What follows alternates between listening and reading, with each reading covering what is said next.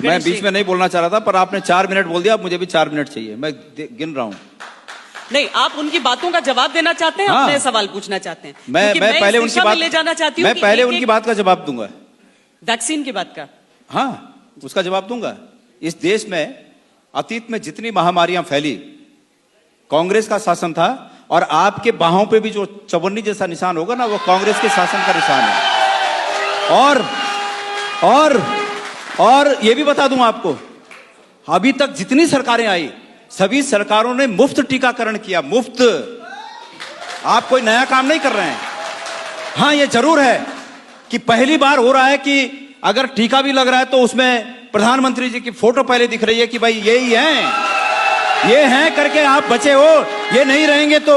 ये जबरदस्ती किसी के मनस में बिठाया जा रहा है कि ये हैं करके ये टीका आया। और टीका कहां बना? कांग्रेस के द्वारा निर्मित प्रयोगशालाओं में टीका बना है।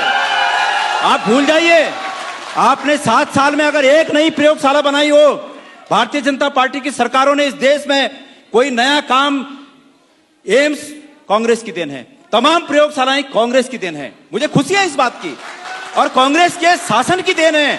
लेकिन उससे बढ़कर यह बात है कि वो हिंदुस्तान की देन है, भारत की देन है। मुझे इस बात पर फक्र है। आप इसको किसी एक व्यक्ति का श्रेय मान रहे हैं कि उस व्यक्ति का श्रेय है।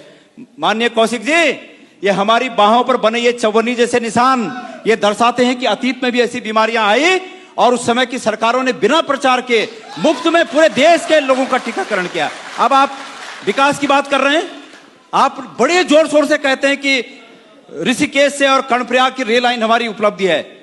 आपकी खाक उपलब्धि है, आप दूसरे के कामों पर कब्जा करने की कोशिश कर रहे हैं। आपको याद दिला दूं, और यह कोशिश नहीं होनी चाहिए।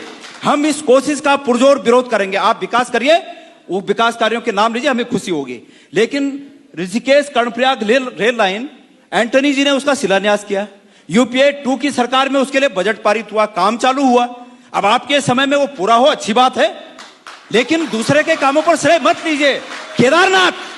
केदारनाथ का पुनर्निर्माण, मैं केदारनाथ का अध्यक्ष था, श्वेता जी, मैं अध्यक्ष था वहां, और प्रत्यक्षदर्शी हूं वहां का।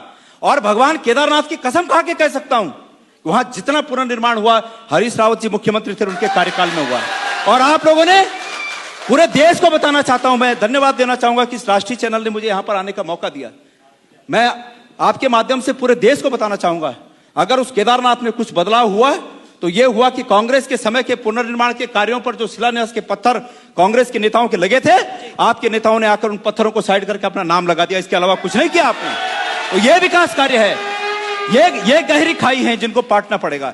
आपको इसके लिए जवाबदेह ठहराया जाएगा, और इस